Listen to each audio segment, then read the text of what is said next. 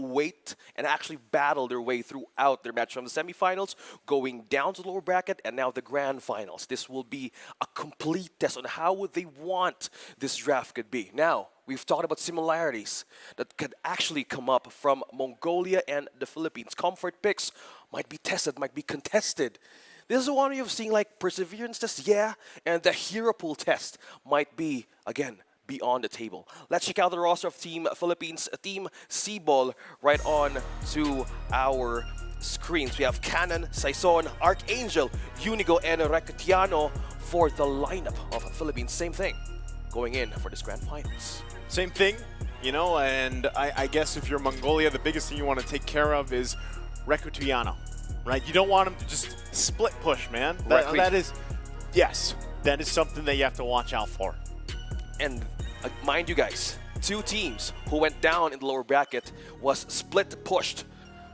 Yeah. Okay? They were. Split pushed by Philippines, Mongolia, and Cambodia. Will they be able to learn the lesson this time around in the grand finals? Because this is the strong lineup of Philippines. Also, we actually had to witness also a great debut from Havas.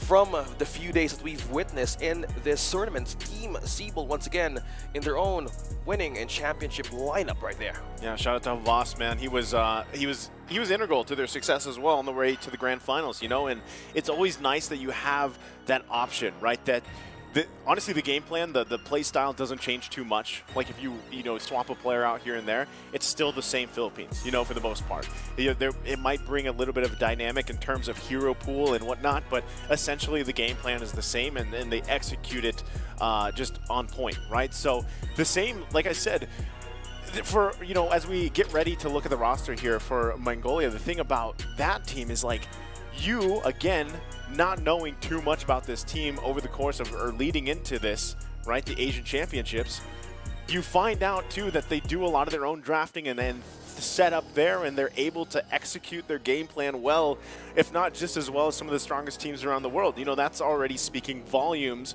for this team from Mongolia, and I think that's why, again, even talking to the Philippine team earlier on, they respect them.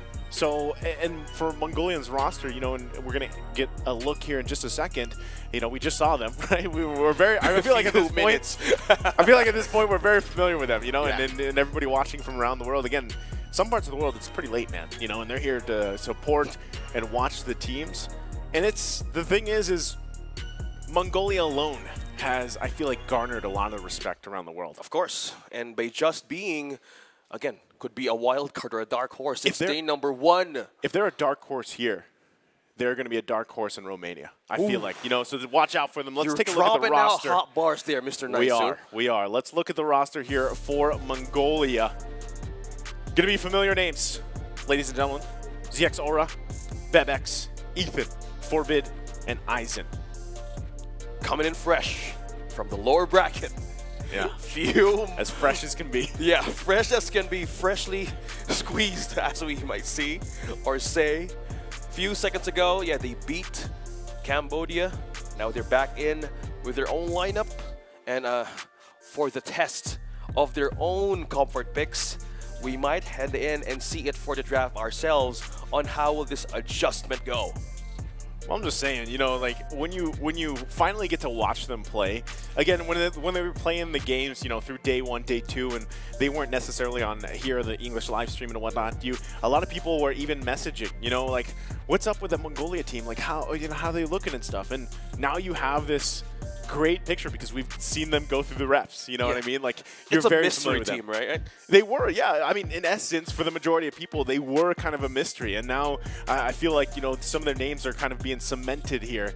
And I'm sure some of their fans around the world are excited for them to be at this point. Again, you're up against Team Philippines, who has a massive history behind them themselves. And you were the first team to take a game from them. You know, can you replicate what you did in that game number 2 earlier on today? So, you know, those are questions to be asked here as we jump into the draft for game number 1. Philippines on the blue. We got Mongolia on the red for game 1. Good respect there. Right on the bat. Right away, man. Terizla. Ling. What about Lapu? Oh, yeah. Don't get me started with the XP lane, bro. You have Uranus, you have Lapu-Lapu. Well, not the glue. Erase that part. You're not sold on the glue. No, I'm not sold on the glue right now. Uranus, you have the Arlet, but now trimming down the strengths of Mongolia we have the Eve. Well, it gave so much space. Again, the quadrant, either the quadrant of death or the quadrant of safety. The QOD or QOS. QOS. Yeah. Quadrant of safety. Yeah, because of the square, right? Why are we doing geometry, man? Because again, Why is this algebra? real world manipulation. Oh, that's true. Okay. Well, here's the thing, right? Since that's taken out, we already kind of have to assume that Never mind. There it is. No. As soon as I start, no, she's gone. Banned out. Good, though. It's a good thing because we have a different mid lane. We were discussing it in the short minute break that this is the match that both of the hero pool of these teams can really be tested, or where are they strong at. Novaria, in a way, just take it out. What more could this be a possibility for this one for Mongolia to take out against Philippines? Fanny, please, it has Fanny, to be. If it's not, Lancelot, bad news. It has to be a Fanny. Again, Angela. Wait, Angela ban or first pick? Because I don't know, right? A lot of things can be prioritized to the side of the Philippines right now. Fanny is there a good way. Yes, there you have it. Safest way of respecting the comfort picks of Saison, and now opening up the choices. Either they go for the assassin. Yeah. Right ahead.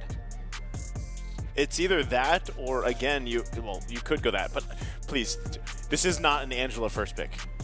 We're hoping for that, ladies and gentlemen. Are you hoping for it? We are kind of in a 50-50. It depends, man. It's testing out a lot of stuff right here. Mongolia was the one that actually had the answer to the Angela, though. Completely.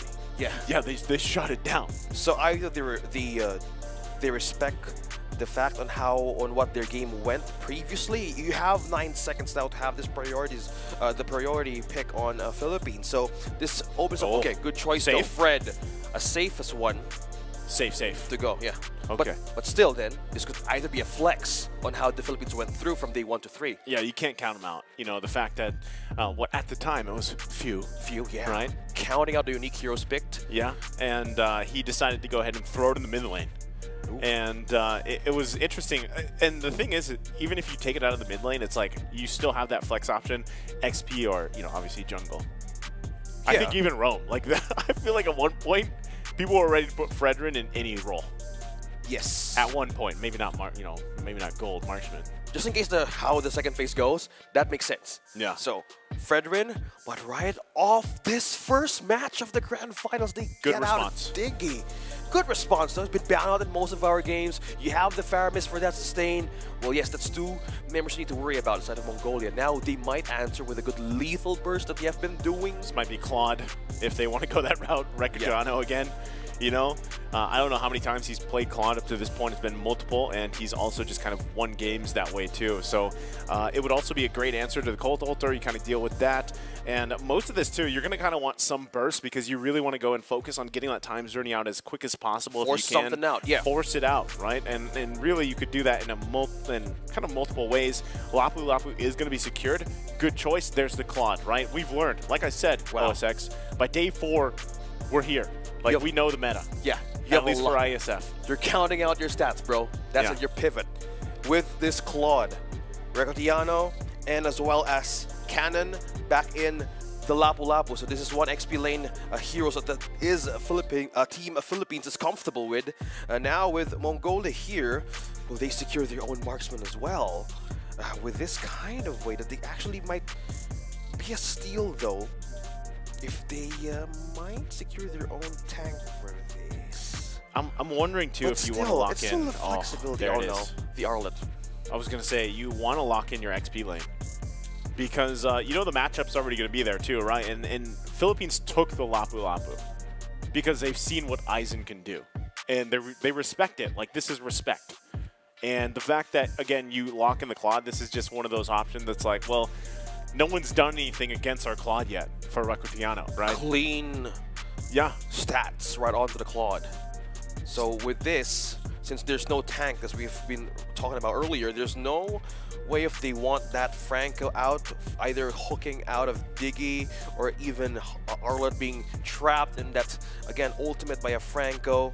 So also considering the fact that the Leslie was a big of a threat from the lower bracket, taken out on the second phase of the banning. I'm wondering if they still focus on the roam here. Last bans here for Mongolia. And even if they go for another gold lane option from Philippines, this could also make room for something surprising for us, right, in terms of gold lane options for Mongolia. But right now, yeah, with taking out the Leslie, that's fine. You don't really want to deal with that kind of scaling, that burst damage.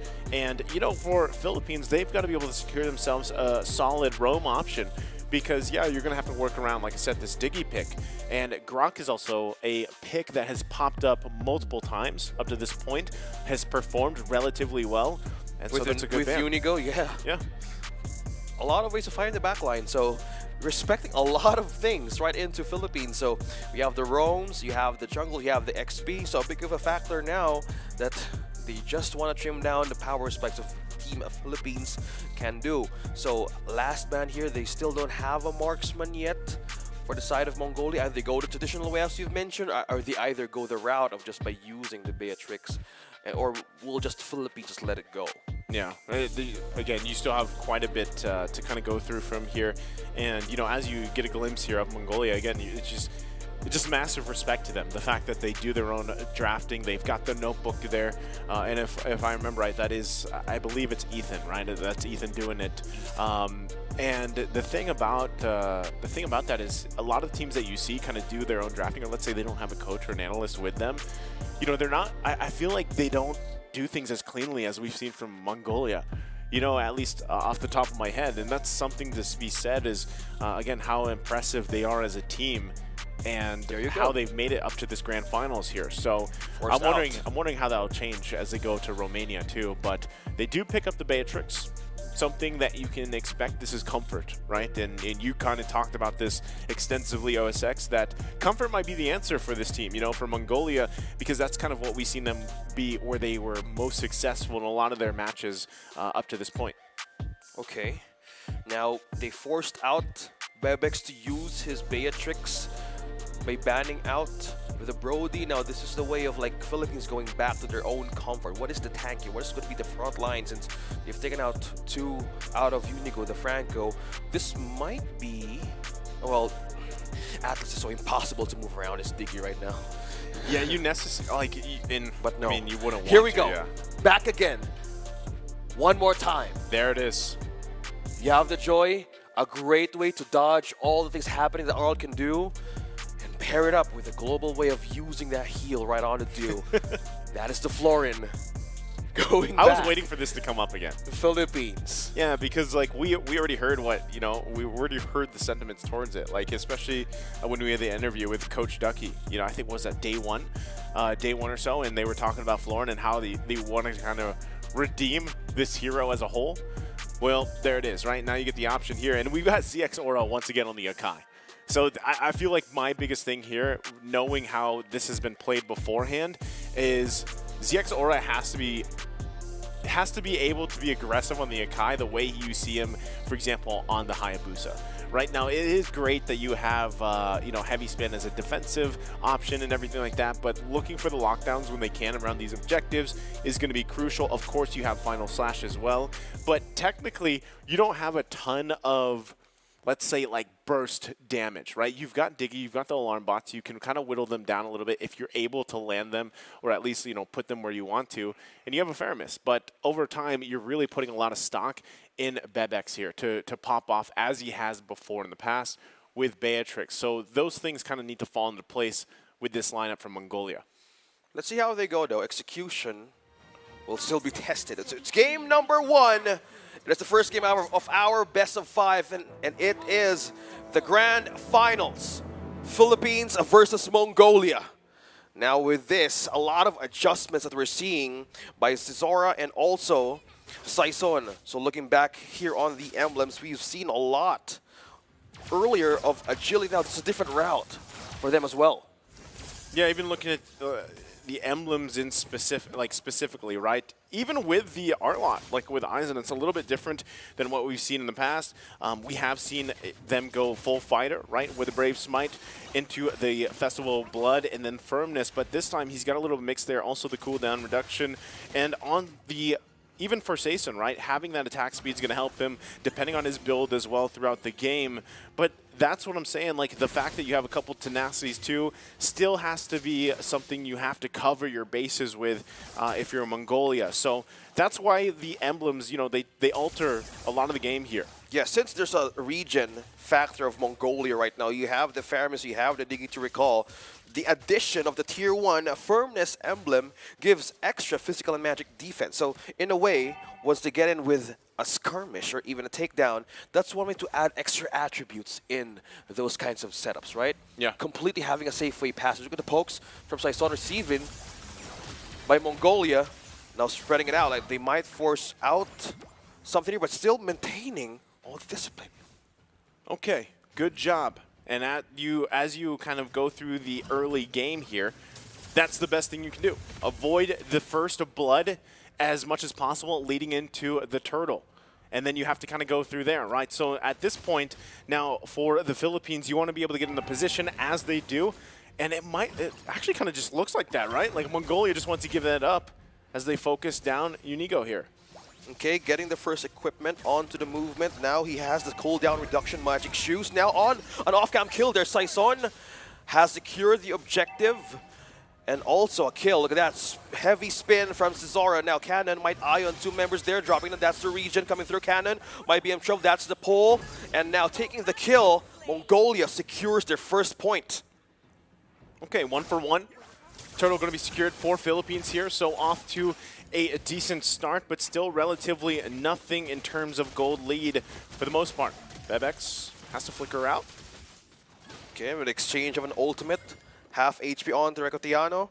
Now Ethan being present most in all of the lanes is just aiding way that you were thinking about heading into this game. How and when will Bebex will pop off? So that's in the back of the heads of the players right now of Mongolia to get in with the discipline, how to maintain the items flowing through Bebex. Yeah, it's time, right? Like, that's really what it is, and that's why you see a lot of pressure too on just parts of the map. Archangel though. Okay, Archangel might be in trouble here, being forced to use the beats. Now Cesara has used the heavy spin. Get the that times could out. be the reason. Now the time's journey has been used. Now Saison is eyeing to take on Forbid. Saison and Cannon's here for the combo, and the damage will pull through. Archangel secures the kill. Little things like this is what matters, right? Even though it's an early game, oh, hold on. They're not going to make a play up here, are they? Unigo getting in position, Saison there as well. They shouldn't be able to. I mean, relatively they shouldn't be able to here. They're just covering Bebex because that was your question, you know? Like, how much time or at what point in the game do Mongolia shine? Well, for the most part, Aizen can be flashy. He's more of that setter later on for the most part too. Bebex though is the damage guy, right? And that's kind of what happens with a lot of Beatrixes here. But they need obviously time. At least I would say with Beatrix, like 2 items. 2 items will at least put you in a position where you're actually doing some damage here. But now the fight for this next turtle breaks out. Forced a flicker out to Ethan. Now Cannon has a way of zoning out members. 3 members now might be pinned down. Heavy spin. Might pin down Archangel now with the use of regen and even Vengeance. Now that will be the safe passage back to the turtle. Now who will secure this objective is going to be Saison. Team Philippines gets the objective. Now one more member might be pinned down here. Cesara escapes the wrath. Now Cannon receives the shot from Bebex. Now still Philippines winning that back and forth. Now it's still not stopping. Aizen trying to get to the back lines. Low on mana. Now Cannon. Eyes on Ethan. Will the time's journey and reverse time be an effective way of regenning out of Philippines now? Cannon trying to eye on Forbid. Appraiser's Wrath connecting. Saison would want to secure the kill, but it was too far of a step and damage. How many times was there like an engage and a disengage and then a re-engage back and forth? again, this is something kind of you expect, right? It's Florin basically versus the Diggy and also the Faramis. Like, you have Cult Altar, you have Time's Journey versus the Blooms, pretty much. And that's kind of what happens here. Neither team really has that much damage just yet. It's too early on, right? But right now, Philippines building a little bit of lead because of the fact that they were able to secure themselves the 2 turtles and, of course, continuing putting pressure around the map. It's just a 1K gold lead, nothing too major. So Mongolia still hanging in there. Again, when it comes to the keys to victory against something like the Philippines, this team is keeping it together in the early game, not letting things kind of slip out of your hands early on. So if they can find it, great. Now, speaking of finding, Ethan has been spotted down by Archangel and Saison. Yes, securing the kill. Ethan goes down. Archangel takes the Nice score. heavy spin. Now heavy spin, pinning down 2. Will they be able to evade this once again for a bit? And Aizen, oh, final slash onto the turret of Mongolia, safely evading that devastating burst. Philippines still managing to go out of the wrath, but meanwhile, Bebex up top, Riccardiano using that blazing duet, evades with a BMI, still safe. That's what I mean, right? Like, you lack the firepower. You had a great final slash into the turret. I mean, there was even an attempt with the heavy spin, but still, even when that happened, like, you don't have much damage, you know, and that's kind of what happens also when you put a Faramis in the mid lane position there. Yeah, you've got 2 Impure Rages you're running with, and you can kind of whittle people down, but you don't have the burst, that follow-up just yet. So now the fight for the turtle here. Good positioning. Philippines has a good way of taking this. Who secures? It's Cesara! Wow. Stealing with Smooth. a complete calculation of retribution. Well, that was smooth, right? A great final slash Butter. again. Oh, Cannon using the bravest fighter now. Reverse time. Still an annoying way to remove himself out of the possible threat. Oh, heavy spin. He's being brought down right in the wrath of force. What? To escape, still sustaining. How is he alive? Philippines still managed to secure a safe passage back with a recall. Cannon still safe. Florin stock going up. Oh no, Unigo in trouble. Oh no. Reverse time. Still One alive. more HP bar left. Still surviving, still staying alive. Vengeance, all through Riccardiano. BMI out. Archangel buys more time to zone out members of Mongolia. Cesara bounces and dodges out of that wall. Now continuing this fight for Bid. Might be in trouble. Apace's wrath now being committed. Aizen going low on mana. Now being taunted out. Unigo trying to aid on Archangel. And just keeps on going. Vengeance to final slash. Not even the trade, just continuing pokes. Look at the sustain happening right now in these 2 teams right in the mid. This is some of the longest team fights we've seen this early on, or just in general, right? I mean, the constant back and forth is insane at this point, and this might be the answer, like I said, against this sustained lineup. Okay, Ethan, just quickly gonna get taken out there. Okay, being in those state of positions, that is the macro prowess that we're going back again as the identity Bebex. of the Philippines. Bebex flickers out, being taunted at Pracer's Wrath. Damage will be enough to take him down. Saison secures the kill. Now heading in for the push. There's still more turrets left to be taken down against Mongolia, but on the other side, you're just cutting through the lanes. I'm just gonna say it again, right? I've been saying this up to this point. Get a look at the items there. But this is always that 8-minute mark leading into the first Lord where the Philippines finds a lockdown and turns things around. Archangel still alive. Wow. He's still alive. Forced out of vengeance, used the beats. Archangel with a safe way of going back what to an base. angel. And, yeah, completely safeguarded by an angel. Joy back to the base, and with just as that, Philippines secures the Lord. As I was saying, impressively, right? This is what the Philippines is known for. They will turn things around and in a matter of minutes have garnered themselves a 4K gold lead here going into the 10th minute of the game, right? Look at the lockdown. Archangel survives this like a madman. Pops the vengeance, bobs and weaves in, has the beats going, and just walks away. That was almost 3 ultimates committed. Okay, Cesara now being hunted down by Cannon. Ethan might be here to reinforce. Meanwhile, down bottom, Riccardiano going busy, pushing down. Might be another turret to be taken down inside of Mongolia. Defenders being shorted down. Kind of check it back on the map. Where is Philippines heading right now? Going on with the push from top to bottom. Right now they got to make work of this Lord. It should be taken care of rather quickly. But you can see it, right? Even Saison just patiently waiting here to cut them off if he can. Xioxora has the job to clear the Lord as he does, but they're going to lose the tier 2 here now next. Mongolia suffering for space now as that gold gap gets even further. Still, they go in. Oh, heavy spin now has been committed. He's trying to pin down one now, using it to go back to base for safety. Aizen trying to use the final slash, but look at that. Appraiser's Wrath connected, but the region coming in through from Philippines now could be a threat from Mongolia. Bebex takes down one, that's Saison. Now Philippines will back away with that kind of position. They have been trapped right into the vengeance and the threat of Aizen's final slash. Yeah, I think, again, they don't have any ultimates available right now. Well, Aizen now has the final slash, but relatively good, right? They were at least able to get a kill in Saison as he went down into the base, but that was only the first Lord, right? So you really want to be, if you're Mongolia here, you really want to get to a point where you can actually hold your own against these team fights, right? And that's what you see them doing. Even looking at the damage leaderboard, they're there somewhat, and now it looks like they want to go in the mid lane. Oh, Aizen. There's BMI connecting onto you, plus the Blazing Duet. Will he survive? Cannon. Oh, Slither survives, but Cannon secures the kill. Zora using the heavy spin to back away. Hurricane will be the one to aid him back to dodge in face of that wall. Now on defensive, the Mongolia, Philippines on the lead. 5K running and counting through. 45 seconds for the Lord to show up. Cannon's so flashy, man. You know, that's what you kind of expect with Lapu Lapu. It's been flash ever since. It's literally, it's either, it doesn't matter if it's Cannon or Aizen. They'll both do those things like that, you know, and it always looks great here. So still, again, trying to find space in their own jungle. Mongolia has to kind of work around this because in 20 seconds that Lord's going to be up here and they've got to decide, do we actually want to contest it? Do we want to leave it be? Look they at the are damage. getting whittled down. Wow. Ooh. ZX Aura just taking shots from WEC23 here. Look at that peel, almost three-fourths of the HP bar dropped down right onto Zizara. Now they're on to the way of like cleaning up, gathering out resources available. Now this will be the question. Will they contest this though? Will the defense be enough? Because two flickers are still cooling down from Ethan and Aizen if they want to break out a play. And it's melting really quick here.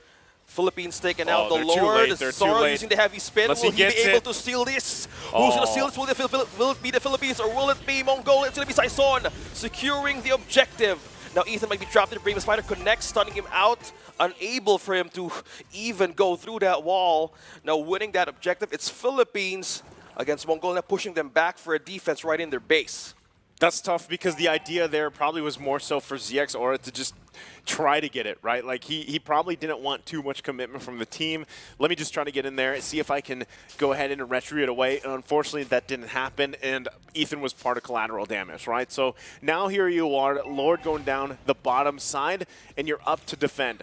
Clear-wise, they still have good clear, right? They still have decent defense, but at the expense of what? And how they deal with this Lord is up to them here as it crashes into the tower.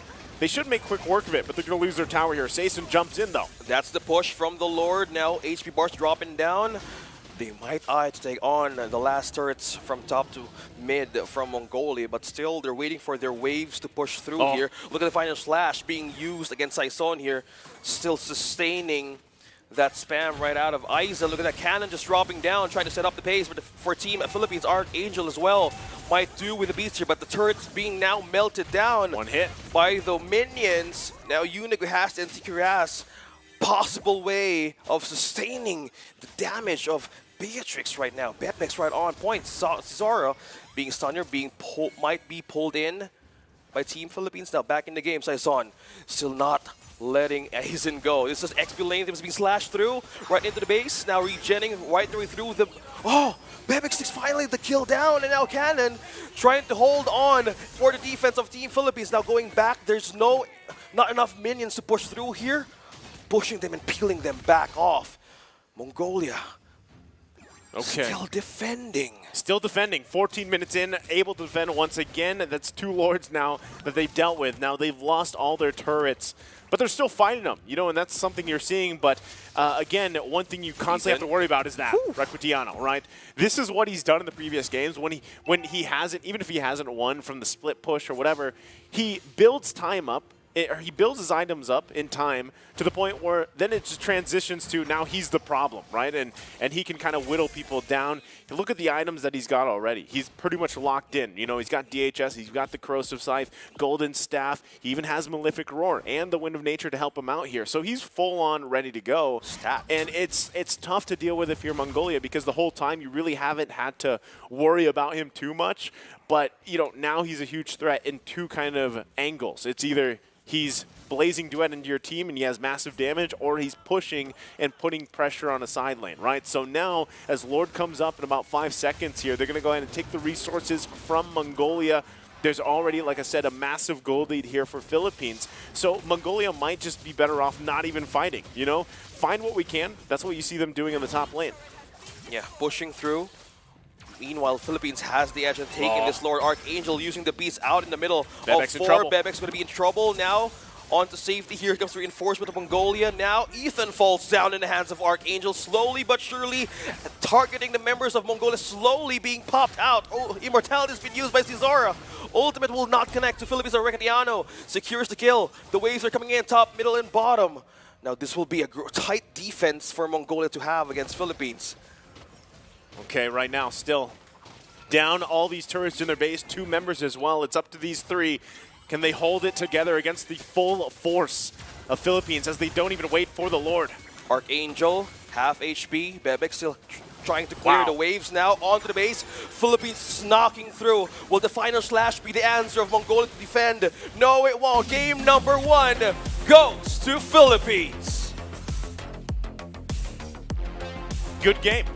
Game 1 there. You were right earlier. Yeah, you know, I asked you. And a strong showing, too. You can see how happy they're feeling confident. Cannon there. Of course, the fans there from the Philippines as well. Shout out to them. They're enjoying the match, of course, because, hey, man, the Philippines is deadly. They are, I'm always going to say this. I'm always going to say that for some reason there's just a switch at like the 8-minute, 30-second mark for the Philippines. And a lot of the teams over there do this, right? Like there is just a moment in time when they're like, all right, let's find something, and whether that's a kill, whether that's multiple, and then turn things in our favor hard, like just right now, and we get the Lord and we march in. And that's kind of the case of this. You do have to say that Mongolia did relatively well in the early game, like I was mentioning. You know, they were able to keep things relatively even for the most part, but always it's always trying to get over that like 8.5-minute hump, basically. There's like an activation switch on how Philippines would respond. Again, they're up against a Diggy. In most cases, going back in their history in the Pro League, majority of their way of doing the draft is banning out a Diggy. Yeah, they didn't like it. But now they come prepared to face this. And they were expecting the fact that, oh, it might show up, because at most of our days in IESF, Diggy was just completely banned. Yeah, for the most part. For the most part. We're not sure about the non-stream games, but this is just looking at the fact that this is one of the weak points being treated as a way of having a formula. Philippines, again, going up against Diggy, completely a way of controlling the game from mid to late. So that is just one thing of securing that. That's at the activation switch that you're talking about. Yeah, I kind of liked the composition, you know, from Mongolia. Like, I liked the Diggy and how you had the Times Journey, and I liked that you had Faramis with a Cult Elder there. It really led to these, like, really long early fights, you know, and as we take a look here at the replay, you'll see what I mean. I liked that they had that because it allowed you to have, I feel like, a better chance against the sustain from the Florin that you were dealing with, and this possibly could have been a great answer. The problem with this, a lot of the times, even when they found these CC openings and setups here, again, you just don't have enough damage. You know, like, Beatrix is not going to be there this early on. And for the most part, your Beatrix, your gold laner, is going to just farm and farm and farm. And so how do you win these team fights? You know, how do you, even if you can get just one kill, if you will. For the most part, Faramis isn't that. You know, unless earlier where we saw you get that early kill, like double kill, you build in. Your emblems is also built in for that in your build as well. But it just didn't happen here, you know, and that was kind of one of the weak points of the composition that Mongolia had. Again, they covered the bases really well in terms of, like, trying to survive some of the sustain, some of that CC, but it was just, you know, the damage just wasn't there soon enough. Yeah, and most of the part that we were expecting on how Cannon would actually go into the back lines, it was also Archangel commending, or again, having a complete way of having a great synergy on breaking the back line of Mongolia. The threat of the Arlet was mostly present at times that they might need to have a reinforcement. So with this kind of threat of what they're doing is, most of the part they're on the defense, it always has an opening. They always see the opening back in the replay here, it's just completely their way of managing what was, well, experience and getting their first loss against Mongolia early on in the semifinals. Yeah, and I think here, so you're going to have to expect them to somehow, how do they fix this, right? Because now that we've seen that, and of course we're going to see the stats here too in a little bit, but you already kind of got to forward think this, because if the Philippines takes game 2, like just how they perform in game when they're momentum based, it's the same thing when it's series, like series to series, right? If they're able to get that 2-0 already and get into a match point situation, they're most likely the high chance of them, you know, capping that out. So let's look at the scoreboard here, the end game stats for this one. Again, we break it down because Mongolia, for the most part, I know it says 11-3, it was 16.5 minutes, but relatively well, early game, they held it together. And I gotta say, good job for that. But how do you solve it going into the next game? Because just looking at this, right, across the board, man, it was tough to deal with. Whether you were dealing with Cannon jumping around, finding the stuns or the kills with the bravest fighter here, or even being whittled down with Archangel on the Joy, right? A hero who a lot of times slips through the cracks and goes through. It's either not picked or it's not banned, but it actually relatively provides a lot here for the team. And then, of course, you have Florin, right? There hasn't been an answer yet, to 100% wise anyway, to deal with the Florin. So something definitely that has to be worked and kind of calibrated here. It would also just look a lot better for Mongolia to have more of a, I guess, more damage in the mid lane. Yeah, and to think that Flora now works so well with Team Philippines, It's crazy. Completely a better version of like an Angela. It's called growth. Yeah, being with you, the growth. Yeah, Yeah, personal you got growth. it. Yeah, personal growth, right into the Joy, and also the No, it's Flora. not just, I was just saying the Florin, you know, like that's there, but you know, I don't know if we actually again see the Angela, but this is the scary thing, and I talked about this before when the Florin popped up here, OSX, back in like day 1 was, you know, now this leaves the kind of question or in the open air is these sustained heroes, and we've already seen it now. Like the only one we haven't seen, and I mentioned this before, is Healing for Everyone. You know, Rafaela. Yeah. So like, You're expecting it to show? Well, it's possible though. But you're countering a healing hero right off the bat of the Philippines. So yeah. Did he use the Estes earlier in the semifinals? Yeah, as has Florin Angela now. Estes, Flora, and Angela. Okay. And one more. What if they go that route? Yeah, like technically sustain wise, like who else is on the who else is there? There's Rafaela. Unless I'm missing someone. Does Minotaur count? Like he's just raging. He kind of heals. Yeah, kind of heals in a way. He has his own fury. Yeah. Well, no, like that's the thing is like I feel like we have seen, and Mongolia was the one that dealt with the Angela, but that is like if there was this list of these healing heroes, like how do you deal with them? I don't know if the answer is always the same, right? Because obviously you have your items like your Dominance Eyes, you know, you have your blades, you have everything like that, you have your Necklace of Durance and whatnot, right? And you even have heroes that have like built-in passives for that. But is it enough? You know, I don't think one of these teams is going to roll out a Baksha anytime soon. You know what I mean? Like Although we did throw it back. We did throw it back. We did see a bit of throwback few days in the IESF, so I'm not counting out the possibility that there's only one team that plays Baksha. that likes. There's only a couple teams or a couple players that like to play Baksha. Right? But who knows? Who knows? Well, let's just keep it on the table, Naisu.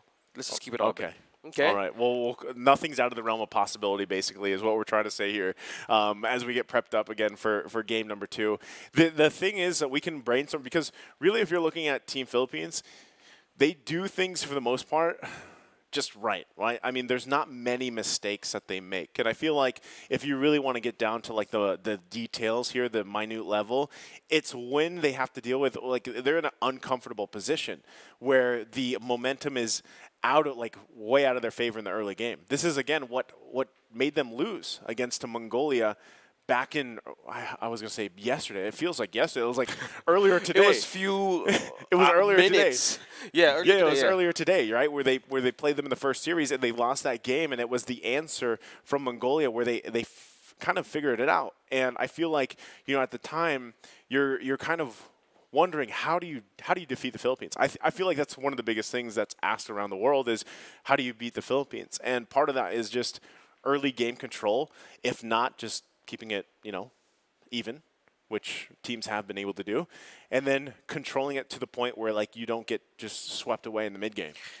Well, maybe that is the new problem of Mongolia that might be answered. Because if we are going through your check boxes again, Yeah. Mr. Razorback, Naisu, because one thing that we might see here is if you're saying that the Philippines now has its own activation switch, and that could be the mid to late game, I say they need to have a way to counter the fact that they don't need to have this kind of gap or window that if one member loses its way throughout the mid game from Mongolia, Yeah. that's where the team Philippines capitalizes on. That you need to secure your gap in a way if you want to survive the late game, because that has been the strength of a team Seaball Philippines has been going throughout the matches, and you need to respect that in a way. So again, this is a test of how your hero pool is going, how's your perseverance going, how is your mental state going throughout of this setups that might happen. So going to the draft in game number 2,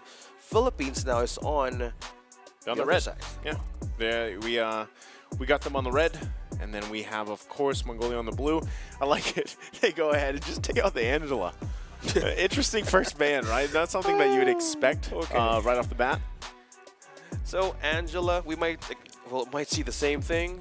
The respect Which onto one? the Ling and the Fanny, and Unless this is like, we want Novaria in some form or another. it's you up know? to Mongolia if they want to give up the fact that the presence of the Fanny might exist in this game. Yes, they might take the Novaria, but are they prepared to handle most problems of what the Fanny can do? But no, you don't take the Novaria. Yeah, you just you stick don't. it down, It's, yeah. It's banned out, which is fine. Like, that's what I'm saying. You still, if you don't take it, you kind of go this banning route because you really want to deal with something in terms of like grabbing one of your comfort picks. Again, we're talking about whether that's the Terizla, whether that is the Hayabusa, right? Where we see ZX Aura being a lot more proactive on that pick.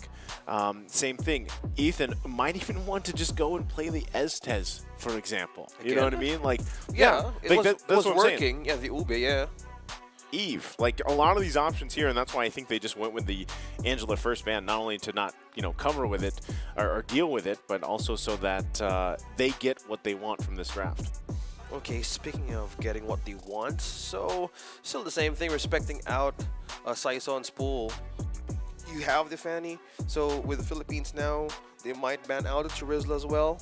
How it happened in game number 1. Yeah. In their own way of like dealing those kinds of problems in rotation, since that's what they're good at. So in a macro, scaling, that's you would want to slow down for a bit. So Fredrin, well, it's a possibility that Mongolia could either take it firsthand, Yeah. and it's no surprise that they don't want that in their hands. Okay. Well, this is already a smart move, right? Take out the Fanny. Oh, this is good. Okay. Take out the Joy. So this leaves a lot open here, OSX. Like that's the game plan, because you're forcing also the Philippines to ban out certain heroes, like they had to with the Novaria, like they had to with the Fred. If they don't take out, for example, the Eve right now, then you can expect that to be picked up from Mongolia. Ooh. One of the great options, at least. Yeah, a lot of being opened here in game number 2. Just buying the draft alone, they're gonna get their hands back on their comfort picks. Okay, good ban, good read, right? So Yeah, what does this mean? What is the wow. first pick here? Okay, with this, Like Terizla would be great. There's Hayabusa, but not sure if that warrants the Philippines first pick. is opening up to Terizla. Oh. No, Uranus. Okay. They want more of that. Okay. What's the Uranus has rising stats. Yeah, in they want more of the that. XP. They want more of that. And now it's open for even Philippines to take the Arlot for themselves. Because they banned out the Joy, right? Yeah. So it was in the hands of Archangel. Again, commending another addition to his unique hero picks, this IESF. Guys, Oh, there you go. a deep hero pool. Ban out the first game, Saison takes in the second game. You have the Ling, and also the Faramis on their side. Most likely, this is their own way of dealing with the XP lane being present. A lot of things might be stolen, starting from the marksman. Now Mongolia, Bebex, I'm gonna get one of those. I wanna get a Claude for myself. For Bebex. Yeah. Yeah, well, In essence, man, it's still a viable option. Like I said, you know, if you want to go ahead and if you can't shine in the early game, you can still shine in the late game, or at least mid game. And that's what we're talking about with specifically against the Philippines is how do you get to that point? And Claude is one of those heroes that can do that, because if you have to fall back on the fact that you just need to push, then, you know, so be it, because it works great. And not only that, but dude, there you go. Wow. It's the Hayabusa for ZX Aura, and this is what I was talking about. He needs to play his game. He's not fit to just use Akai with a heavy spin. He wants this kind of heroes. He wants like I want to dash through walls. Yeah, deep down he is a ninja. I want to be a ninja. Yeah, he's not deep down he's a ninja. He's not a panda. Correct. He wants There's nothing wrong with that, though. He wants more buttons to press. Yeah, because, you know, which fits for him. The most success that they've had is when he gets to play this Hayabusa. That's what I've noticed. You know? I don't know if you're in the same wavelength as I am. Oh, yeah, I am. Because if you're up against a double, like 2 assassins going back again, it's no surprise. Like, hey, we need to have a toe-to-toe here with the Ling and with the Hayabusa. Yeah, great coverage on the map. Well, with this kind of setup, they might get a chance rather to even be in line on how Hayabusa might be going early game, because with this kind of setup, we've seen Saison perform on Ling. Amazing performance. Yeah. He's a beast with his Ling. So with the presence of Mongolia and looking at their play style in the previous matches, they know how to get a squeeze out of teams who's hungry and dependent for objectives. Going back to the squeeze here, yeah. I'm wondering too if Mongolia wants to go ahead and just ban out for example, the Esmeralda, just because, you know, they don't want to deal with counterplaying into this Uranus, right? We could just see the Eternal Battle pop up here once again. But they do decide, Philippines decides to ban out the Lunox. They don't want that to be parked in that mid lane.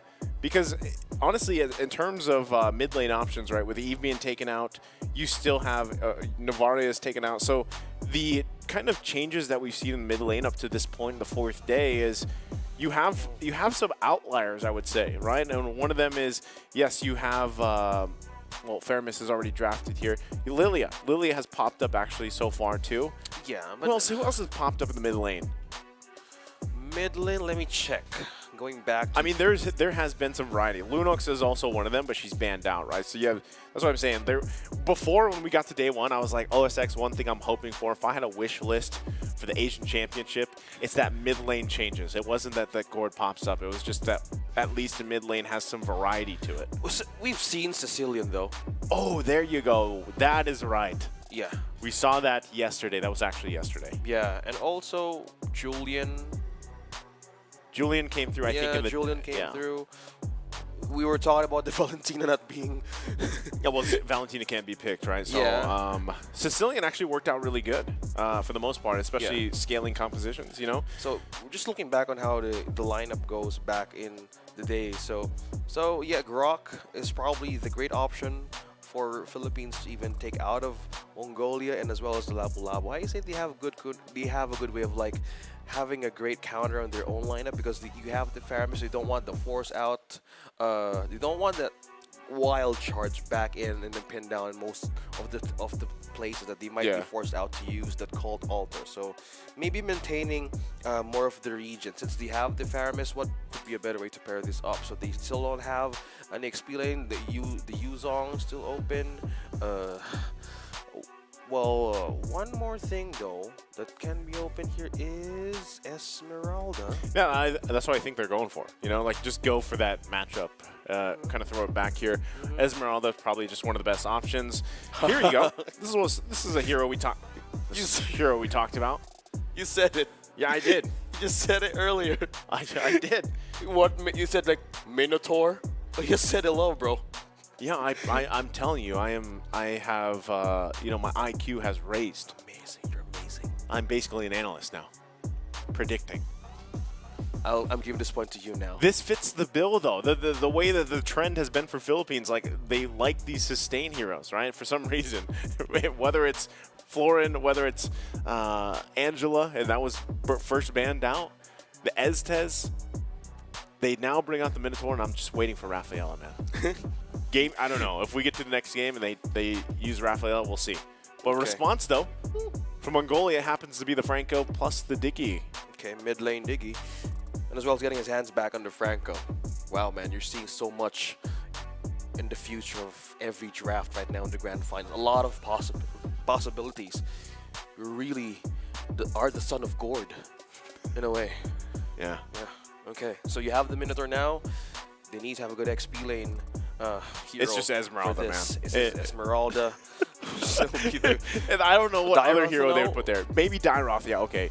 Good call. Okay. Let's see. I got Esme, you got Dyroth. It could be no. It's neither. I'm happy that I'm wrong.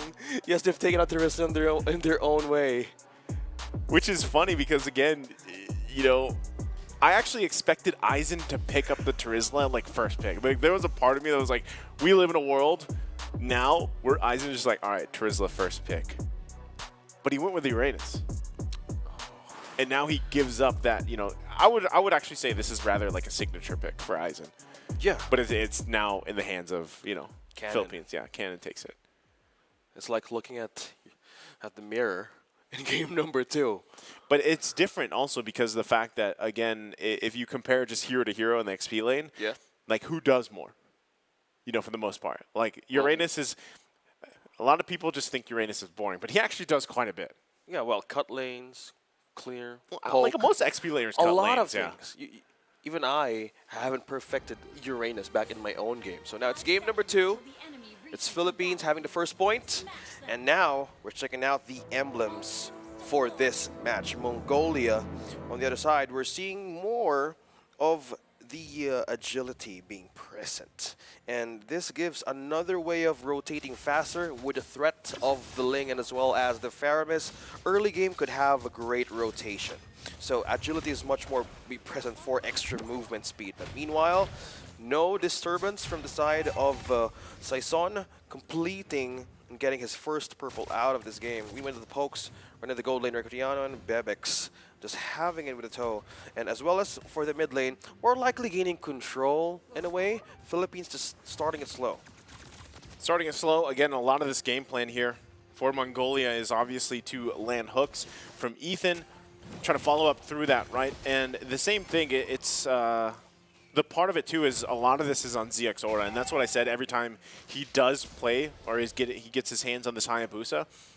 The fact that he has to be able to match the speed set from Saison is kind of the challenge, right? You can already see Saison is level 4, right? So if they were even to meet right now, they would have kind of a hard time.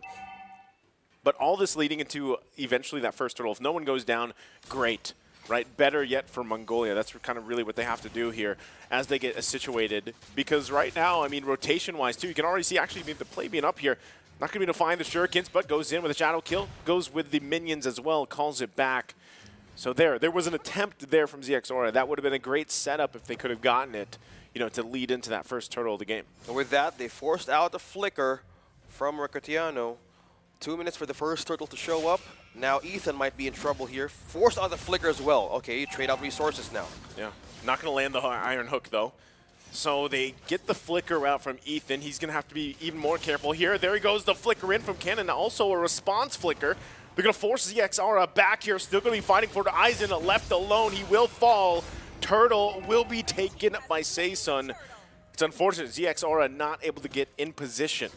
Yeah, getting control of the EXP, that's one way of holding or just getting a hook out of an Aizen. Cannon is doing a great job on zoning out members right onto the first turtle there. That's one thing they need to worry about. Yes, they have the Diggy back again in game number 2, but will you keep on using that ultimate over and over again with all the skirmishes might happen? Because at most of the times you might be forced out to use those in a state of the early way of like taking you out of the skirmish fight. So with that, you need to have more way of like holding on when to use the times journey and even reverse time properly. Look at the Cannon That's dropping just down. Penalty zone. That's just some threat there right now. Shadow kill going to come through, going to force them back quite a bit. Cannon and Saison should be able to get out just fine. Forbid, though, might reverse time him back there. Still going to be worked on, too. Cannon quite low, about to hit away. A couple shots more to go. He's quite tanky. but Aizen will finally get the kill. And meanwhile, in the river here towards the top, they still go. Ethan going to be in trouble, trying to get away, won't be able to, gets jumped on by Unigo. So a lot of trades here across the map. Yeah, Minoan Fury just right on the bat here, draining out away for Mongol just to escape. Meanwhile, fight continues to happen. Forbid falling down. Saison secures the kill. Cristiano in trouble. Almost a close call, but Unigo now with activating that regen back in to that Beatrix. Now Bebex here just going in too deep right in Philippines. Bebex might be fine here if he's able to escape. ZX Aura able to get a kill. Recutiano was quite low, staying there. So they had the information, and they get a kill out of it. So right now, I would say Mongolia holding their own for the most part against Philippines, despite a minor gold lead building here. They want to be able to get in position for that turtle, though. Okay, trying to contest this purple out of this Ling. Still managing to secure that. Aizen was hoping to disturb one way or another this Ling out of getting that purple. So still maintaining the placement. But meanwhile, on to the turtle here. Great positioning, though, as they want to take on Mongolia for this point. A reset just happened right in the pit. Aizen knows what Ken wants to do, right? So he's going to go in and force him back here. You got to keep an eye on him, too, because he's always got that flicker penalty zone available. They might just give it up here to them. Iron Hook going to land on Archangel. Saison kind of dropping around. Can he get the turtle? He can't. ZX Aura secures it. Tempest of Blade's going to follow. They might just retreat here. Still looking for a kill. There's the penalty zone coming through. No follow-up just yet, though. No one falling. Unigo going to be in trouble. There's the Cult Altar coming through for them. Still extending the fight. The Iron Hook lands. Unigo will fall. Meanwhile, waiting patiently is Recutiano. Can he get the pickup kill? Still going to be looking for more. ZX Aura cannot escape with this. As much as he tries, he will fall. That is a good trade that you're looking for. Yes, they missed out the chance of getting that turtle, but they go out with a bang and taking those members out. That was 3 from Mongolia. They had a good sustain, yes, but the problem there, they just went in and had a full force of having retribution for themselves by utilizing that Cold Altar right into the threat of the Hayabusa. Just diving in the back lines was a grave threat for Philippines to even sustain, but a good call for just holding the line. And just Mongolia just went there, they were just staying most of the time, despite that they had the chance to go back. Yeah, it's tough, At that point, when things like that kind of unfold, this is all leading into that switch territory that I was talking about earlier, OSX, right? We're nearing the 8-minute mark, right? We're just a couple minutes away from that, and this is already starting to build up in favor for Philippines. BOD being locked in here by Recutiano as well, helping with that power spike. Another big item pickup for Saison. So Mongolia has to answer to this. Best way to do that, land these hooks, follow up through, but who do you hook here, right? Anyone that you grab, aside from Recutiano, is going to be tough to kill. You can see them, Philippines, putting the pressure up here on the top side, looking to get that down before this next objective comes through. Okay. Still maintaining the control here. 8 seconds for another objective to show. Another possible way of stealing and contesting this against Mongolia, but now getting the coverage and control over the river. Philippines has more scope of the territory here. So with this, they might have a good angle. Yeah, it's melting down quickly. Yeah, I think they're just going to take this. Yeah, there's no contention there. Saison grabs it. That's the second turtle of the game. So still furthering the little lead that they had a little bit more. Turrets will be taken down, though. So for them, at least, there was a push, right? ZX Aura tried to do his best, just getting what he could, because they knew that they couldn't really contest that turtle. But at this point, like I said, they have some time, right? They have some time to lead in and prepare themselves for the Lord here. And the best thing they can do is find these hooks if they can and look for these moments. ZX Aura, like I said too, if he can grab these somehow, some way, find a kill for him before that Lord comes up, that'd be great. He's got to scale into this Hayabusa, into that mid-game, late game. Yeah, speaking of mid to late game, either way, Unigo has a lot control over the river that might be, in a way, being nested by Forbid with his own way of, like, getting vision. If you might want to be in a problem, almost half HP onto Forbid, but just talking about him, he's really struggling to have that vision for the side of Mongolia. Yeah, I was saying, I would have loved to see Mongolia pick, more of a damage-based mid lane option, but you know they obviously have a plan here with this Diggy, and you can feel it though. They're kind of lacking in decision making here. Saysun though already going to get the times journey out. Tempest of Blades to follow through. Forbid will fall. Unigo going to jump in, forcing Bebex back. He's cut off from the team here. Still going to be going. ZX Aura able to grab a kill against Unigo, but the shots are going to continue. Bebex is in trouble. Hook going to land, but it's too late. Cannon cleans up the kill. Still a good way of Philippines winning that team fight. And it keeps on happening right in. Oh, look at the chase. I was about to expect something there from, or even against Saysun. Now going with the progress that they have, they're going in for the push with the clears here. Now gaining control. This is the mid-game spike that you're telling about. This is the switch. It's the switch of Philippines that we're looking forward to happen. Now with this, Mongolia needs to have eyes on who is going to be the target inside the Philippines. Who is going to hook? Will it be Regatiano or will it be Cannon or will it be Saysun? Now, who's going to get this Lord? Okay, ZX Aura is going to make his way up here. He's going to be way too late though. Lord just given up in the hands of Philippines. So Mongolia now on the defensive once again, still trying to hold on to that tier 1 turret in the mid lane. Malif Garor also being picked up here. He could possibly look for a pick. Knows he's going to be working on that purple buff. Unigo, though, going to spot him out in just a second here as he gets the knock-up through. They still might chase them. They still might force this situation. Going to take quite a bit. Aizen trying to buy as much time as possible. They did park Bebex up as the top lane as well to deal with the Lord here. The push through.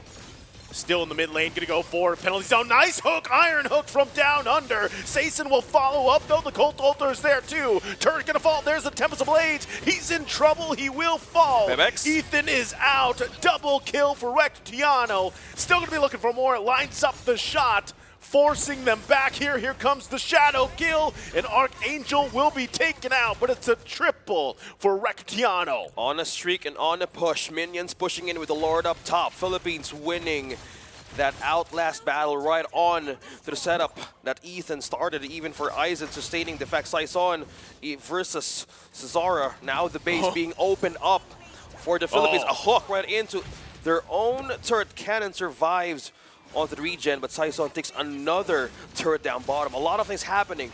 This is truly the switch. Yeah, the switch was flipped, you know, where now it's 10K, nearly 10K. That Philippines is up. And pace and momentum obviously in their favor. Mongolia just kind of trying to find what they can, really. And it gets increasingly harder to find the moments you're looking for. Let's take a look at the items here, exactly how it's breaking down. Again, this is 10K gold lead for Philippines, giving them a big favor in terms of these items. Yeah, so looking back on how will they defend most of the lethal damage and bursts right on to Philippines, we see Dominance Ice, we see Oracle present for the Uranus for Aizen to even hold most of the soaked up or what damage that he can have for his team. But to think that the Roamer also might have 2 Dominance Ices present from the Uranus and as well as, well, for the Diggy, mostly it's on the burst side, right? So they can rely on only for 2 members to be in the front line. So either they slide through the Philippines backline defense or even have a good set. So it's dependent on how the hook can land perfectly by Ethan. And he says he has been doing it perfectly, but as of this moment, they need to want that tear. They need to want to have that tear down. You need to want that good hook out.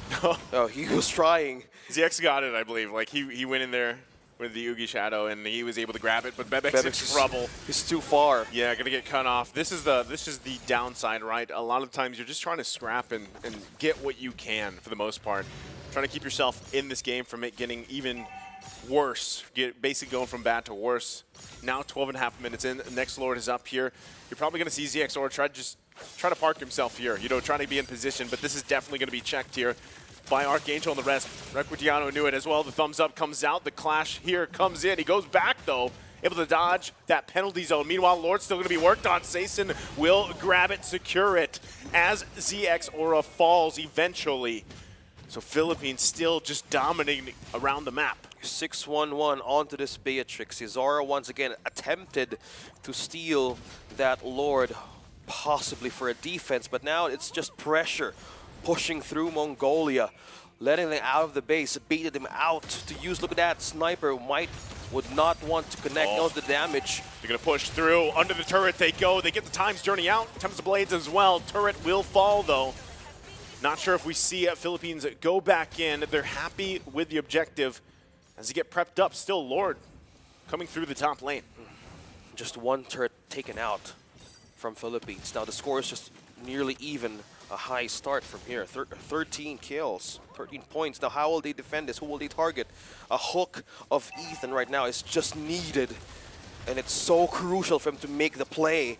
And serve it up to base. Unigo, on the other hand, starts the Fury. The Fury's going to go off here still, forcing ZX back. Lord going to be worked on, though. That's exactly where they want it. Should still be able to hold on a little bit longer. Aizen be in the front, the bulwark of the team. And just like that, Philippines, they're not going to be able to get that middle turret just yet unless they can push in with this wave. It's got to be cleared out. Ethan hooking the minions, both waves pushing in and bottom and top. Now the mid turret will fall here. Philippines fully exposing the base. Minions doing the work. Top to bottom, now they need that kind of security up against Philippines. Now we've seen moments that Zizora might keep on diving the back line. With this threat being present, we've seen Immortality now present in Cannon.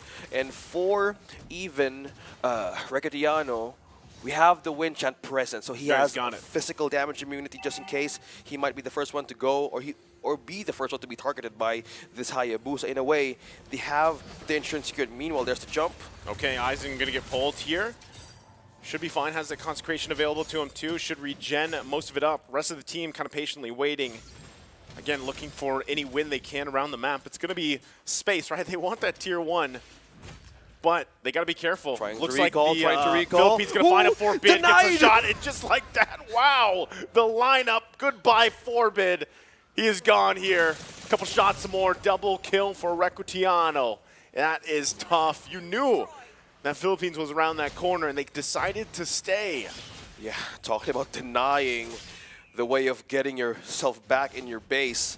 Aizen, in a way, trying to clean and clear more waves here, but the Philippines rise on the base of Mongolia right now. Waiting for the waves here. Top and mid. Down 2 members for now. The flicker comes through with the penalty zone. They're looking to end the game here to get to match point. Still trying to hold on, though. Mongolia holds on for a little bit longer, but the crystal's going to be worked on. The bloody hunt comes down, but it's not enough. Philippines takes it to match point. 2 points in this best of 5. And that is just completely Cannon right onto our cameras, rejoicing their win. 2nd point against Mongolia. Decisive. And it was the switch, once again, that we've talked about. I would say rather, same thing. Like, Mongolia did rather well in the early game. But then, the switch was flipped.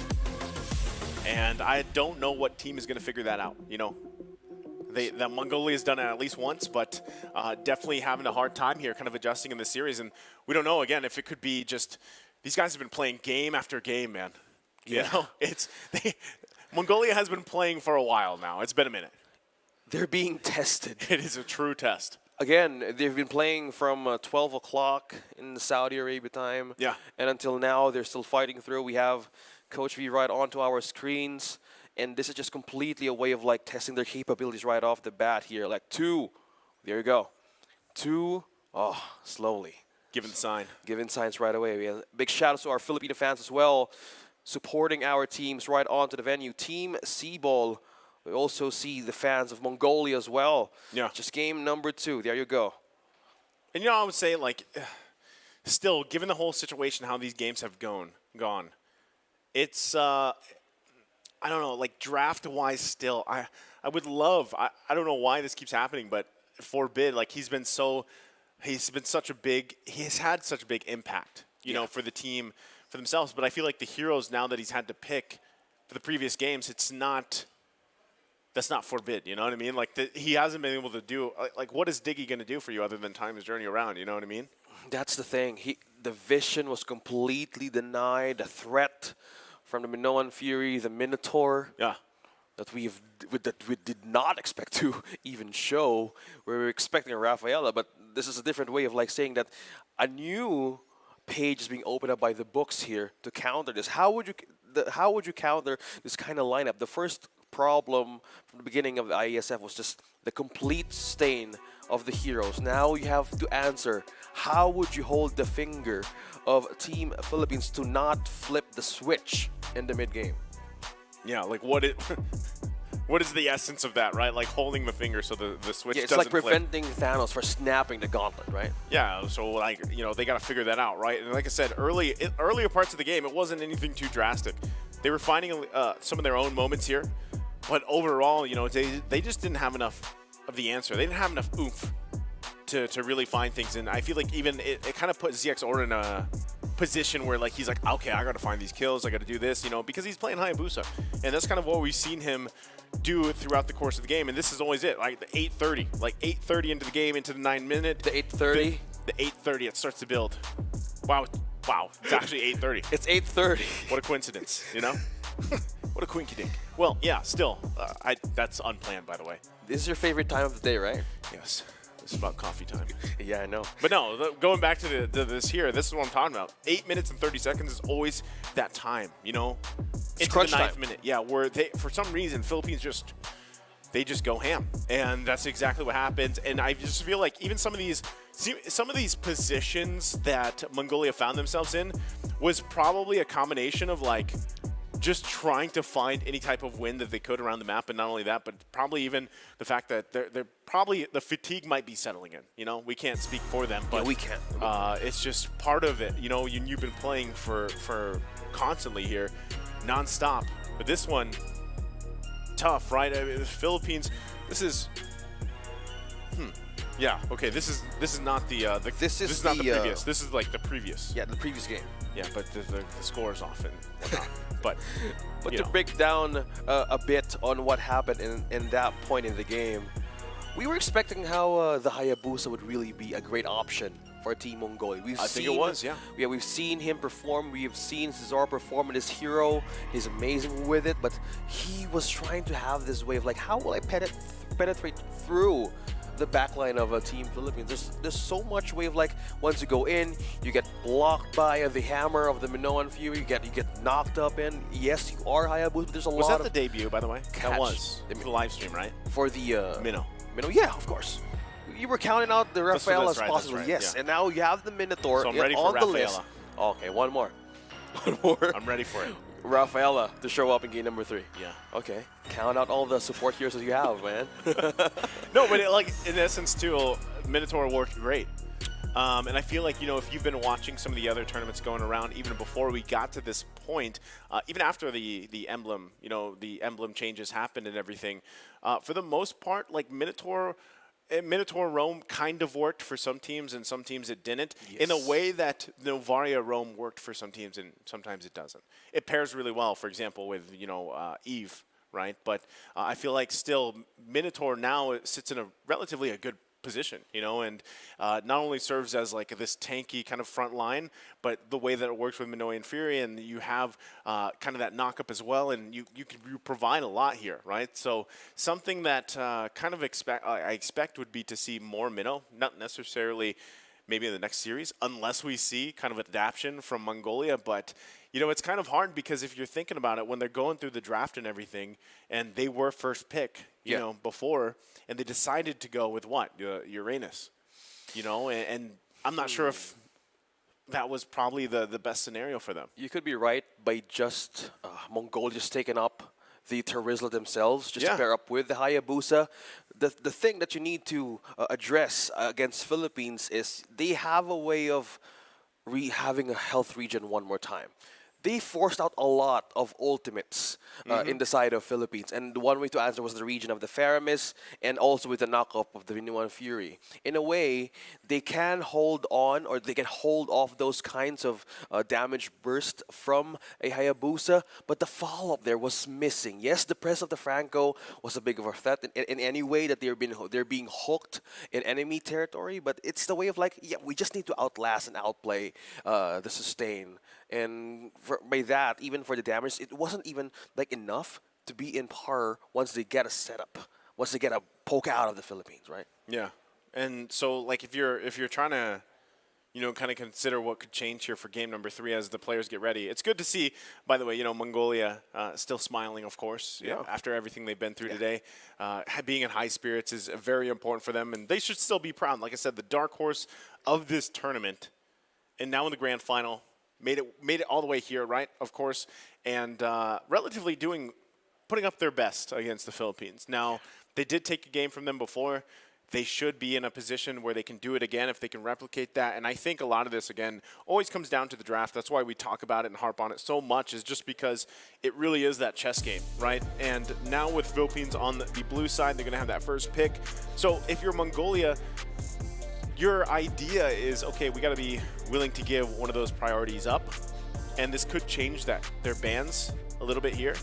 But essentially, what you want to do is have two solid options, you know, two solid options for you to trade for. Now, they're not going to get their hands on the Turisla, which is fine. Yeah, take it away. Yeah, Complete. take it away. Yeah. They're on first pick, though. So we might, well, depending, 50-50, we might see the Angela if Mongolia won't ban it right away. Opening up the Heroes of Size is quite a bit of a gambit, don't you think?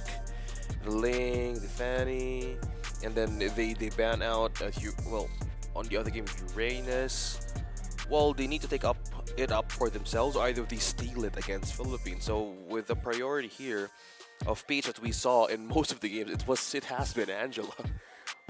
Or even Fredrin. Well, depends on how this ban goes. If it's still the same thing, yeah, it might. Or maybe Mongolia would want to ban that out for some reason. So let's see how this goes. The Varius out as well. Maybe yes, okay. Going through the standard checklist here for Mongolia. Got to take out that Fanny. I'm just wondering too, you know, in terms of how they kind of draft and they do this a lot by themselves, is, you know, in their idea, like, how do they deal with this? Like, for me, it's also mid lane. Like, you need to have a better option in the mid lane for you. The fact that Philippines is taking out the Novaria really does kind of narrow things down for them. And I think that's what we're seeing, right? I would actually just like to see them pick up a Farsa if they could. Oh yeah, we kind of forgot about that fact that Fardita was not even in the options of these two teams can get. They're still going with the Uranus. They were forced, might even to use that for the XP lane. Again, we've seen good games for the Uranus. And Faramis, how are you seeing this, Mr. JC? I am seeing it. I don't know if I agree with it though. You know what I mean? Like, Uranus I get just because in a sense it's like one of the safest places you can go, because he is just so tanky, you know what I mean? Like, even if you're having a hard time kind of finding your footing in the game, you can at least go 1 versus 3 as Uranus and buy time for your team, hopefully the setups and whatnot. But, you know, Fairness in general, the Cold Altar, again, you're probably going to get a response here. Claude's might just go in the hands of Recutiano again to deal with this. You already have the Appraiser's Wrath, which actually eats through the Cold Altar as well, so you necessarily don't even need the Claude, but I wouldn't be surprised if that's not what's locked in here. Again, trading things, Lapu is going to be locked in. Solid choice. And they go with the Grok, so they don't pick up their marksman just yet. They've got the roam covered, they've got the jungle, they've got the XP, right? And I feel like, I don't know, there's something about this first phase from Philippines that makes me think there's some surprise coming. Speaking of surprise, we've seen comfort picks back in the hands of Unigo and as well as Cannon. Amazing game 1 with his Lapu, and as well as, again, we're happy not to see again the Angela. Again, the notes now back in the Philippines prioritizing this Fredder is much more a way of like flexing in a way, since they have more ways of having it used by either Archangel or even their own junglers, I saw it. So just looking back on the options here, there's so many flexibilities that Philippines has right now. And they go in with their marksman first, knowing the threat of a Grok is already present. Getting the carry out for this one, well, still a good way to answer, but that could be in the later stage of the game. They might need a good way of rotating quicker up against Philippines this time.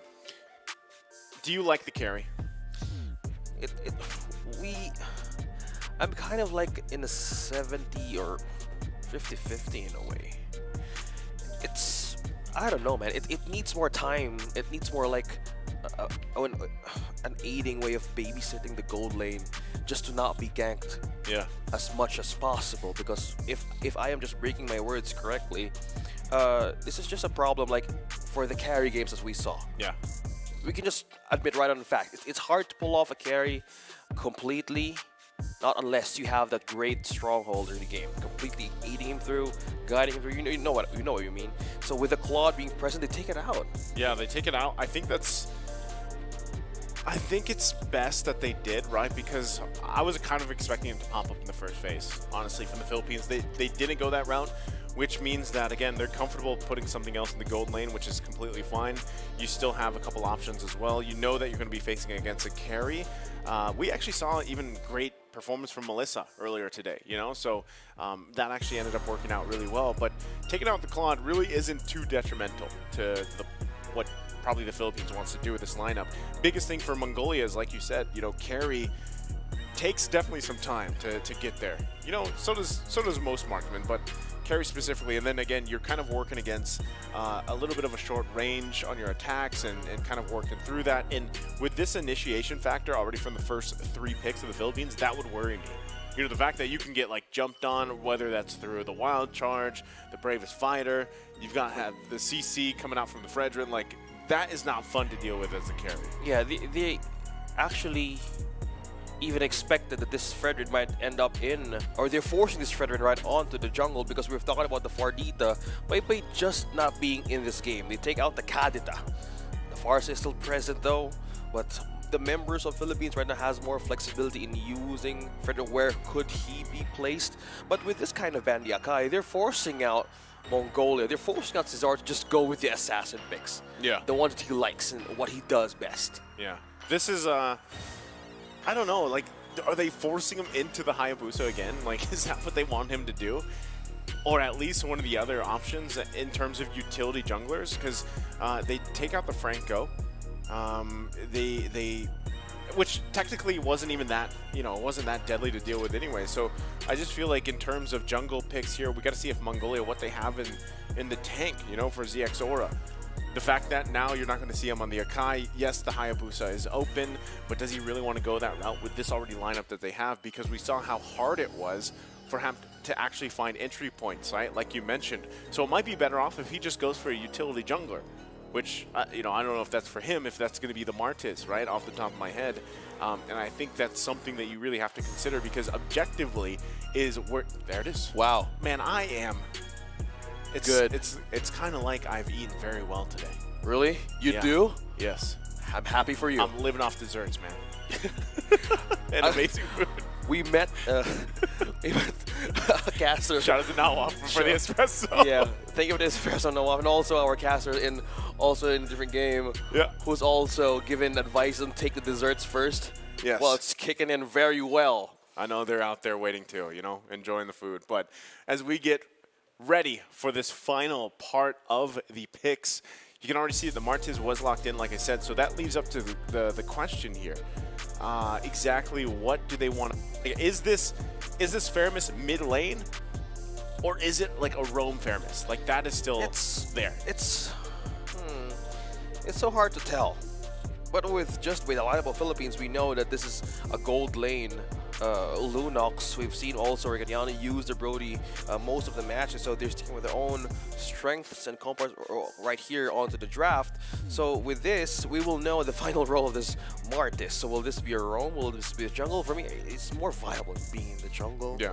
You think? So we don't want to see like kind of like a Bane being used in a jungle in a way. Yeah. So this might be a great way. So yeah, that answers the question, Mr. Nicio. There's no way that this March is going to go to the Rome, and Cesara is opening another hero here on this draft. So Lolita back with Ethan, and I said this is also a great way of like having or gaining control to give the bridge through the carry to be their late game or their walking winning condition. Man, I feel like I'm time traveling a little bit. Like, isn't this how they won that initial game versus the Philippines? If I'm trying to remember right, Did they have the Lolita? And that's when they got the nice 3-man Newman on blast, and then essentially led into having double kill for this Faramis in the mid lane, and that's really when things kind of popped off early. So they might be just looking to replicate that. Oh. If they can. Okay. But, you know, obviously the Philippines also is going to learn from that, and we'll see. Will 2 times be a charm for Mongolia? Or will this just Philippines making it through their own signature? Ladies and gentlemen, it's match point for Philippines in this game number 3. Will this be the last match of Mongolia to be on par with Philippines, or will this be the final game that Philippines wants to take in for the championship title in IESF Asian Championships? They're going to have to take us to a game 5. It's only proper, right? But right now, as we take a look at the emblems just real quick, nothing too crazy out of the ordinary or anything like that. Like I said, a lot of this might be on Forbid to actually provide a lot of the damage. He is running the Impure Rage. He's got some tenacity too. Look at the aggression though already actually early on here. Early visit from Aizen as well as Forbid and Ethan trying to eye on Archangel right in the mid in a way that Aizen is trying to divert attention to the Philippines, trying to get with the slowdown process early game. They know how they want to give the window for Bebex here. Okay. Well, going back to it, right, the thing about this, too, is I like there's a little bit of change here, even with the Fredrin parked in the jungle for Saison. He is running with the Quantum Charge. We've even seen this in terms of having the Concussive Blast, right? But this time, they feel like their bases are covered for the most part, too, right? You also have Unigo here having that Concussive Blast on the Grok. And so far, from what we've seen, at least through, you know, up to this point in day number 4, is a lot of success with Grok in the roam position here. So still, both teams kind of just poking at each other, trying to lead into that, always that first objective is a turtle, right? If they can get that numbers advantage, great. But one of the big things is Ethan needs to hit that level 4 and hopefully, like we said, replicate that setup that he's going for, because we know that Philippines is going to try and get this one if they can, right? You can already see them transitioning down. Ethan's going to get spotted out, though, so that's not going to happen this time. Wall right in with the Philippines. Now, who's going to get the first objective onto this game? Cannon has eyes on Cesaro. Who is going to get the first hit, but now Retribution will be used. Saison secures the first objective. Now it's fight all over. Newman on blast. Flicker. Would not connect. Archangel secures another kill. Sara falls down. Another off-cam kill. Ricardiano falls down as well. 1-1. Now fight continues to break. Unigo as well. Aizen secures the kill. Now Cannon and Saison going for the reinforcement. Archangel falls. Forbid. Appraiser's Rod will connect damage onto Ethan. Now Forbid is going to go away and try to resist the damage, but one member left behind Aizen. Saison versus Cannon. Oh, he missed. He missed. Still on a safe passage back, giving a thumbs up for Saison and Cannon. That would have been great, right? Aizen able to survive that. He should have gone down, honestly, there, but still survived, so great job there for him. But still, you know, 2-3, a lot of action there in the last minute. Still relatively even across the board economy-wise. So, but yeah, turtle win in the hands of the Philippines, right? Mongolia, though, just hold it together. Solo kill, though, for Bebex is huge on this carry, able to take that in throughout the game. And it might also just make Ricardiano hesitate a little bit more. Also picking up the corrosive Scythe this early on is already, like I said, a great start to Bebex as they continue to put pressure in the mid lane. That's the shield being deflected against Philippines. Now Newman and Blast, will it connect? No, it won't. Resource has been used. Ethan trying to get a handful of members out of the Philippines. Meanwhile, up top, Saison as well eyeing on Bebex, but he felt something out of the bush was moving from there. Yeah, he got the information he needed, right? So we're now to the point, 30 seconds away for that next turtle. They're going to get in position.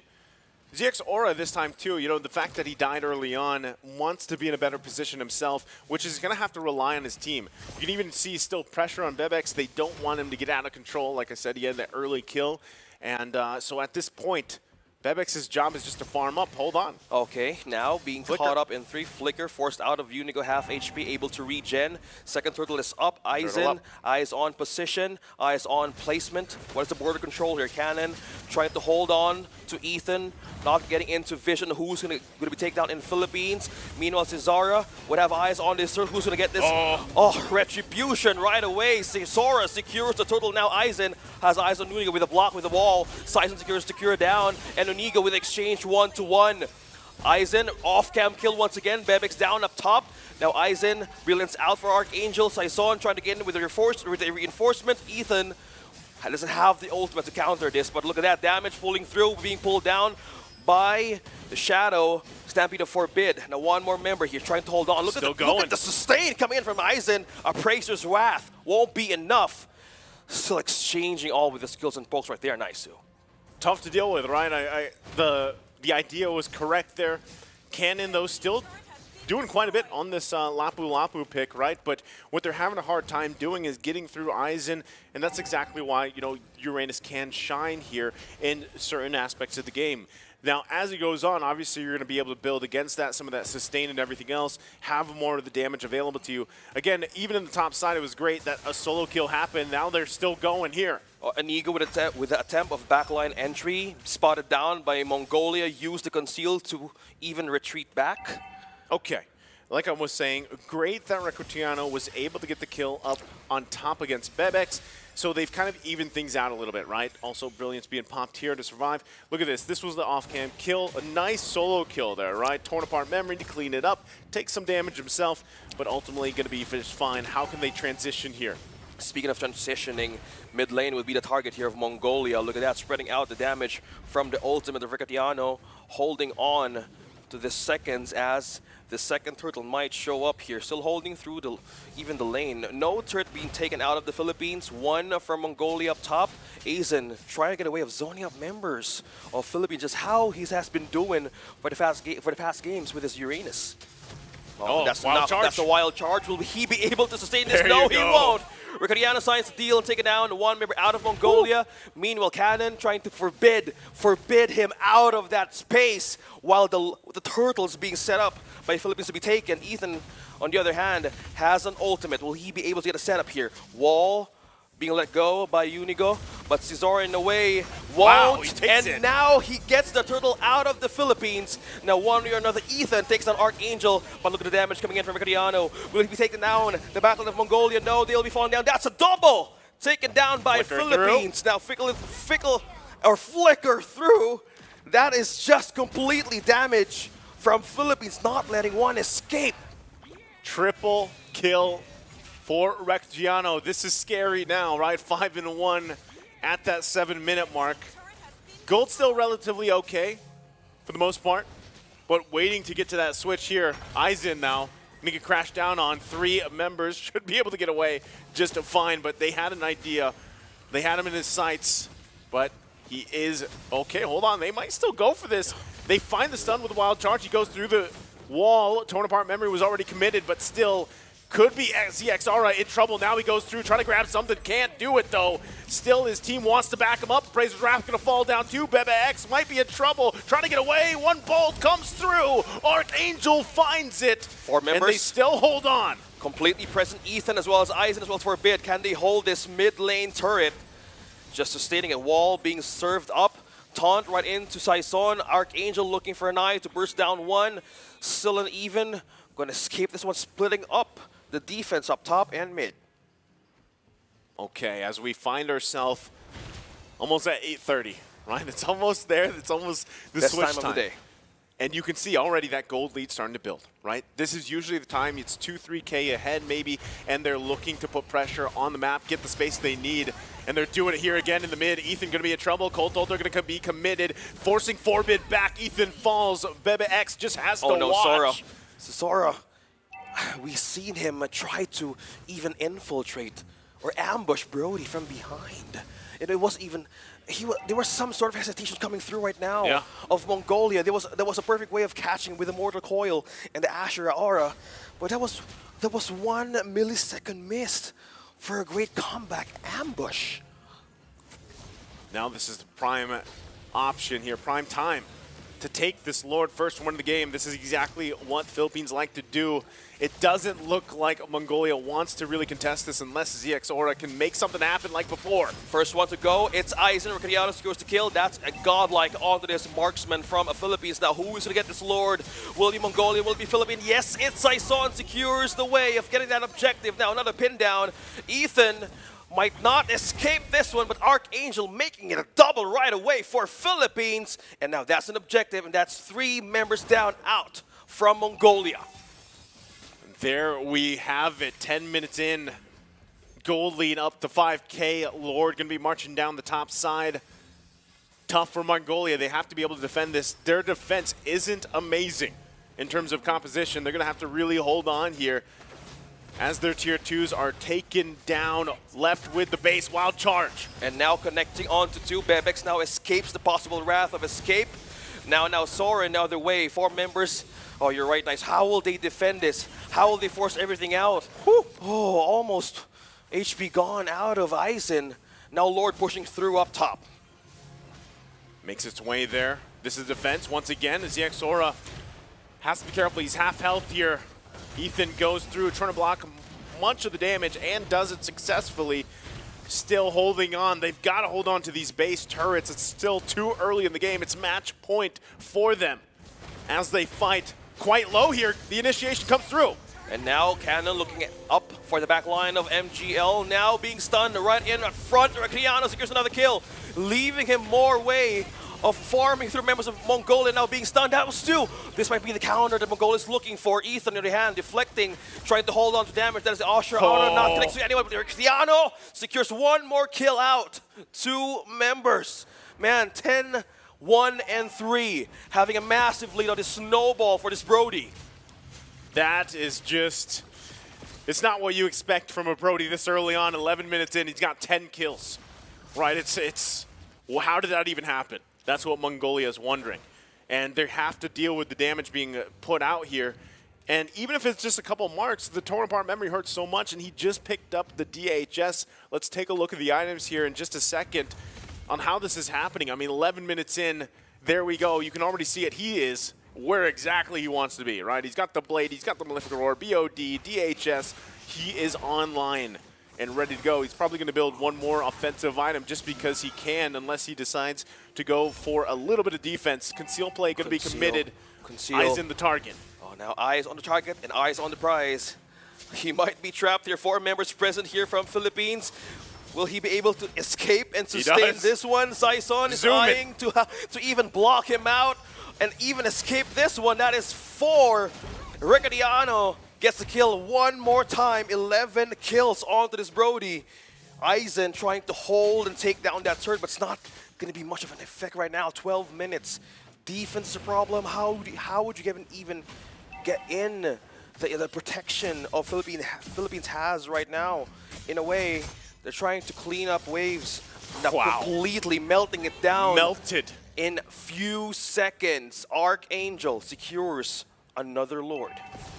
Nearly 10K at nearly the 13th minute of the game. Philippines now looking to cap this one in and get their sweep to the Asian Championship here. It's only a matter of time. Mongolia is going to have to defend this one and leave it all on the line here. Trying to find any advantage they can poke alongside with it. They're already down that inhibitor turret on the top side. They're looking for the initiation coming through